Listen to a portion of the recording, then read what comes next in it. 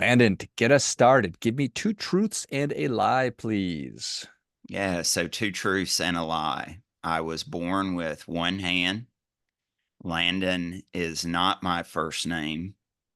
And I caught an 8-foot bull shark fishing from the beach. Oh my goodness, these are amazing. And you would think that I would know if you had one hand or two or three or four, but I don't. I have not yet seen the ends of your arms. Is your name Landon and you caught an 8-foot bull shark from the beach? Oh my goodness. Hmm. Your name's not really Landon. That's correct. Landon is my middle name. And so that was my mother's gift to me. She liked Joshua, which is my first name, but she did not want people calling me Josh, so she went with Landon instead. And ever since then, it's always been a question on loan applications. Okay, like what name do I go with here? And I once had to go through a federal background investigation for a job with the federal government. They sent an investigator out to meet with me. And in these background investigations, when the investigator meets with you, if there are any questions, they'll just ask the question. They won't give you any background information. And so we sat down together, and everything we've talked about so far has been fairly routine. And then the investigator goes, in the course of our investigation, we've discovered that you may have used other aliases. Oh. And that's all he says. And then it's just like, explain yourself. And so this was a Friday afternoon. I'd planned to take off early from work that day, and he just shows up, and I'm like, I don't know, man. I go by Landon. It's my middle name. Joshua is my first name. Maybe that's what you found. I guess it was because, the very low level security clearance that I needed coming out of that background investigation was given to me. Wow. Mhm. Just very, very matter of fact, got the light shining on you. This person is grilling you and they're going to get to the bottom of it. It's like, it's just my Yep. middle name, buddy. My mom didn't Yep. want me to call Josh. Yep. Mhm. All right. Well, I need to know more about the other two also. Do you go swimming now? Because you realize that there's monsters right next to the beach? So the shark was intentional. Growing up as a child, I go back to renting VHS tapes from local video rental shops. That was my childhood. And the one little local shop in our town had National Geographic Sharks of the World. Nice. And, there's, I don't know how many times I rented that as a kid.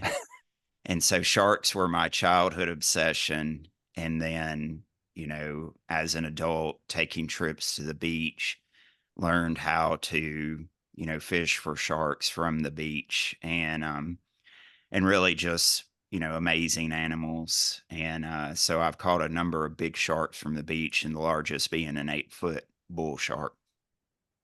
So how far do you cast out? So this particular spot, I'm fishing an inlet that connects the Gulf of Mexico to a bay in Florida, and so it's kind of like setting up on the side of the interstate and waiting for a car to pass by. So Hmm. you just know that there are going to be a lot of fish going back and forth, and because of that, there tend to be a lot of sharks there as well.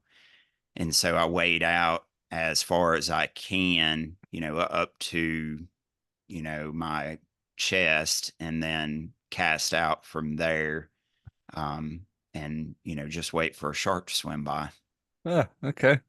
Mhm. Doesn't seem like a very good idea, but whatever.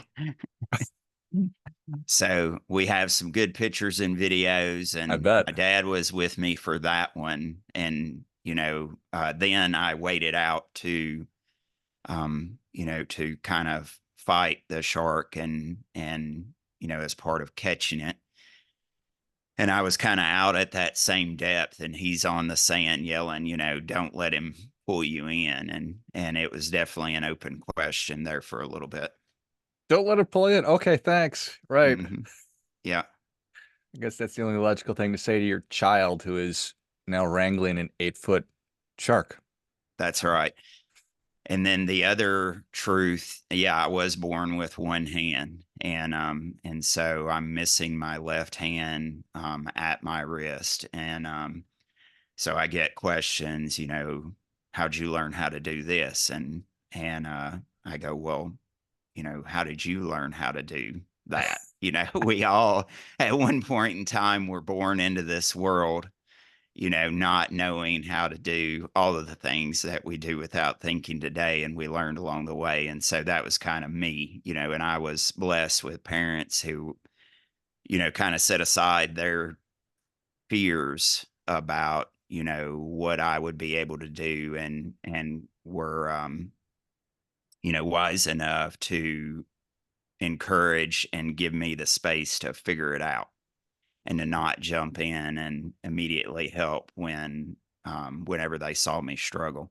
And a lot of that's my guesses. It's not really something that I've talked a lot about to them, but I just kind of learned along the way. And then I think it's been very helpful in my life as an adult and career and kind of developing an ability to come up with creative ways to do things that are different than the way everybody else can get something done. Hmm. Yeah, that makes a lot of sense. So your mom was brave enough to, your parents are very, very, very brave people. Your dad lets you get in the ocean with sharks and swim out there. They allowed you to struggle and figure out how to get through life with one hand, Yep. but not courageous enough to let people call you Josh. That's right. And then, my best friend as a child was Logan, and so my mom was avoiding Josh, but I get a lot of Logan and London, and so I'm not sure that her plan was successful. Right. Well, Mhm. regardless. Well, that is a great introduction to you, Landon. I love it. Oh, what is top of mind for you right now? Yeah, so what's top of mind for me right now is America's obsession with the S&P 500. Hmm. So if I start a new client relationship and the person I'm working with has done some investing on their own, there's a really good chance that SPY, the ETF, is what's going to be the majority of that portfolio. And so that's kind of what's top of mind for me right now. Whose fault is that? The news media, and so um, we're blessed that we have a lot of great people writing about personal finance, and the amount of information that's available to us, you know, just it's never been as easy as it is right now to get good information on financial topics. And it's never been as easy as it is right now to invest on your own. And so all of this, great, you know, but one of the kind of byproducts, consequences of that, at least right now, is we're pretty obsessed with the S&P 500, and we think, and I'm talking about we, America as a whole, and do-it-yourself investors think that the 500 largest U.S. companies, that's diversified. That if I own the S&P 500, I diversified, and it's like investing, check, diversification, check. I'm done. I'm good. And I don't think so. I don't think that that's a good approach to investing. And missing out and leaving out a couple other things. Yeah, absolutely. 500 of the largest US companies, when there are 3,500, roughly publicly traded US companies, and then one stock market, the United States stock market, when there's an entire world of markets that are out there. And so if we just talk domestic versus international, if you look at the last 20 years, you can look up those periodic tables of investing. And one version of that will show you, the US as one of the developed markets. And so if you look at the last 20 years, there's only been one of those years where the US was the top performing developed stock market. And then you go down the list, it's only 8 out of the 20 that the US is in the top 11 out of the 20 that the US is in the top 10, and that's 22 total developed markets. So there's an entire opportunity set out there that you're missing out on. And the other thing about the S&P 500 is historically, if you look, you know, and if you just look at the way the stock market works historically and you think about stock market performance from a kind of sensible standpoint, like how does the world work? Stock market returns do not come from big companies getting bigger. They come from small companies getting bigger. And so I think about investing like I think about my mortgage, 30 years. So in the next 30 years, where are my stock market returns likely to come from? And they're not likely to come from those 500 companies in the S&P 500 getting bigger and bigger and bigger. That certainly makes sense. Is it a function of successful media pushing this forward? It's the vanguards of the world, which is nothing but a really positive thing. And to your point, we have access to trading that we've never been able to do. So it is possible to DIY this stuff. And, I'm busy building my career. I'm graduating school and now I've got a job and I'm in my 401k and I should start investing. And then, now I've got a house, now I've got a family, and this is just where it fits. Yeah, absolutely. It's kind of the easiest option, the one that, you know, we just kind of naturally gravitate to. And there's a lot of momentum behind kind of investing that way. Low cost, seemingly diversified S&P 500. I'm done. I don't have to think about it anymore. And yeah, probably because I am busy with my career, which is one of the other big things that I focus on in working with my clients is, how your relationship with money needs to change during your career. And that's a great first step, right? I think that obviously moving from not investing to investing is really, I imagine that's a pretty big step. And then the evolution of it, a little bit more knowledge, sophistication, changes. Yeah, yeah. And so you're right. That first step going from having no money to now having some money to invest, starting to invest, and then kind of figuring out as the amount of money that you have grows, how does that approach to investing and in money in general need to change? And this is something that, tends to happen little by little over your career. And so for a lot of people, there's not a point in time where you wake up and you go, things are really different now. Like today is definitely different than it was yesterday. It's a gradual change that happens. And where we see it happen a lot in our work with clients is in your 30s and 40s. A lot of people during those 2 decades, you've done kind of the big life things. You may have been able to buy your house. You may have gotten married. Your kids may be, approaching school age. You've went through a series of promotions at work. Your tax return has changed. And so you reach this point where to you it feels like nothing's happened, but over the last 10 years you've moved from having a net worth that's less than your annual income to now having a net worth that is a multiple of your annual income.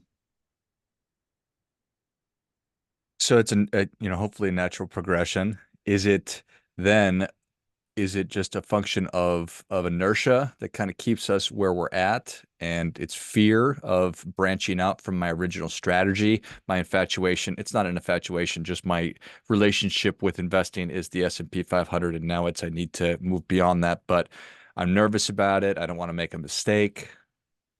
Yeah. I think it's all of those things. And so my experience in working with clients is that are in kind of that age group and going through these things is one of the things that happens is you get really, really busy. And so right now, my kids are 14, 12, and 10. And I can't put my finger on it. I can't pull out my Google Calendar and say, here it is, George. This is it. This is what's changed.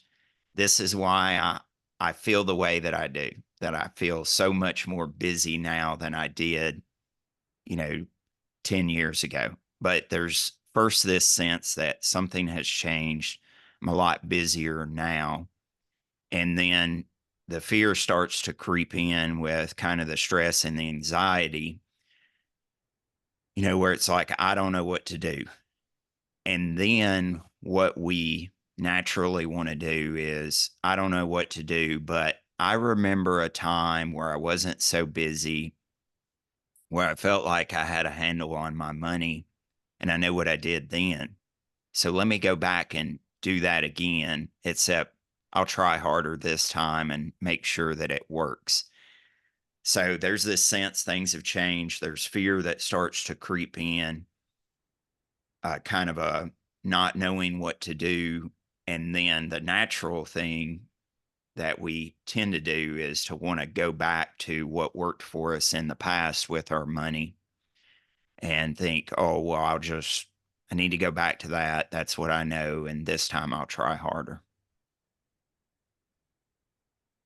I wrote down Infinity War, and it's not a war, but it's just an ongoing thing. You've got Mhm. thinking that your life's going to slow down and that, oh, this is going to be a slower period now that my kid's 14 or 15 or 16 or 17, and I've got to constantly be working on my health and even more as I get older. And so there's never going to be a perfect time to do these things or to make changes, just recognizing that this is just the way that our lives are. Maybe it's shocking, maybe you don't like that, but that's just how it is. So how do you go about creating one of my least favorite terms, creating the space to be able to say, okay, this is something that makes me nervous. What new resources do I need? How can I go about making better choices that are going to get me to where I really want to go? Yeah. The first thing that I do is I listen. So with a new client, my favorite new clients to work with are the ones that they're ready to talk. And so a common experience I have with a new client relationship is on that first phone call, it's tell me what's going on and what prompted you to reach out. And I just open the door and they've thought about working with someone for a while and they've got kind of this infinity loop, this mine, circling the drain, all these things that they've been thinking about. And they just have waited for someone to ask. And so they'll just tell me everything that's been on their mind for the last 6 months while they've thought about working with someone. So the first thing that I do is listen. And then the second thing that I do is for our clients, usually what they're going through, it's the first time that they've experienced something like that. And one challenge that they face is the first thing they'll do before working with me is they'll talk to their coworkers. But, and I tell them this when we start working together, when you talk to your coworkers, you're often getting the Instagram filter version of their financial life. Hmm. Nobody talks about their mistakes. They'll tell you about something they're doing that they think is working, and maybe it is working. But if it ends up being a mistake, they don't come back to you and tell you, hey, I really screwed that up. And it was extremely painful and embarrassing. Let me humiliate myself by letting you know what I've done.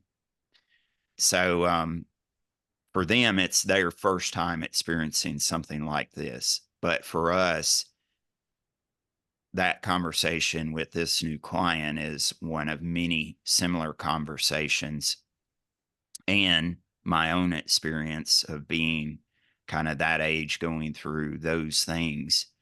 So, a big part of our work as advisors is that collective experience to let them know okay, first, you're going to be okay.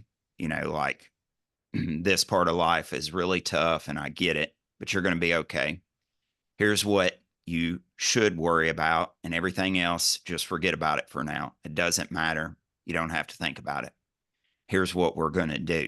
And so moving them from kind of, here's all the things that are on my mind, to a well organized plan that focuses on the things that you do need to think about, and kind of being able to take that deep breath and say, okay, like, I feel like I got a handle on it now. I know, what I need to do next. And is that really success? That For take a me, deep it breath. is. Yeah. For me, it is. And, and I hope that it is for them. Everybody's experience is different. Hmm. Another example, what really is success is, a client who told me, so this client was going through all the things that we're talking about now. There was a period of time where they were married, had no kids, no house, no money.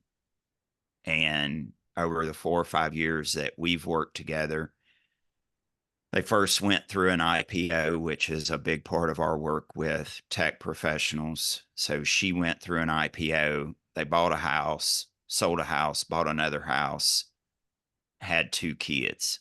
So that's been like the last 5 years.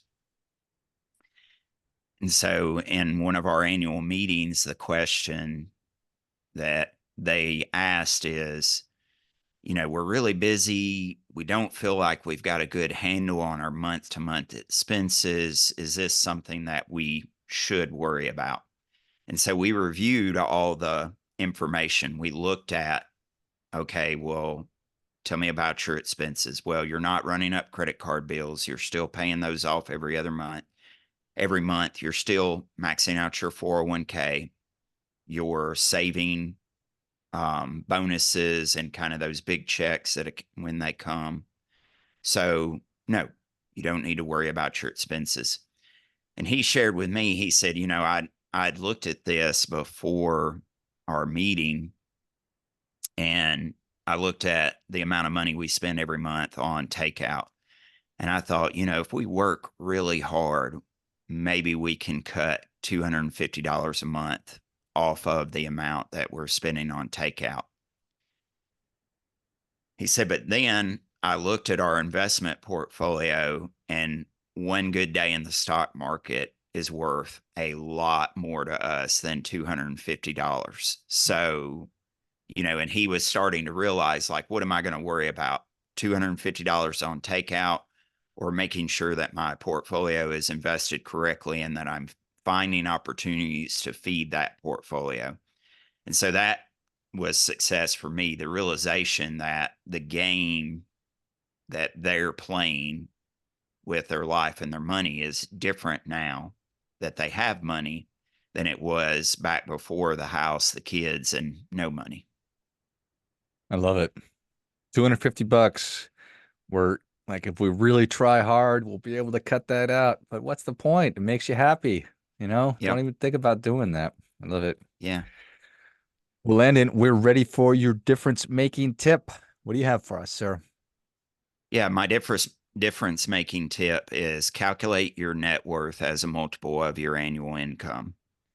So we work with busy professionals, and you know the uh, the game of money for a busy professional, W-2 employee, is to take your career and your income and build an investment portfolio that allows you to achieve financial independence.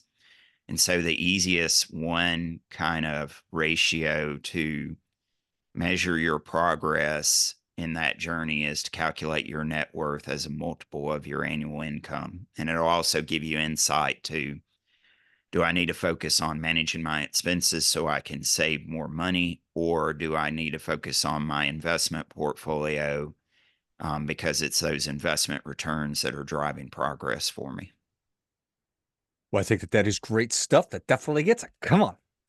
Landon, thank you so much for coming on. Where can people learn more about you? How can they engage with you? Yeah, kbfinancialadvisors.com. It's easy to go there and schedule a free call with me. to talk about what's going on in your life and see if working together would be a good fit. What? Well, if you enjoyed this as much as I did, show Landon your appreciation. Share today's show with a friend who also appreciates good ideas. Go to kbfinancialadvisors.com. Check out the great resources and click on the button that allows you to schedule some time with Landon and make sure that you are where you want to be. And more importantly, that you're going to end up where you want to end up. Thanks again, Landon. Yeah. Thank you. Until next time, friendly reminder, there's never going to be anybody more interested in your financial success than you are. So act accordingly.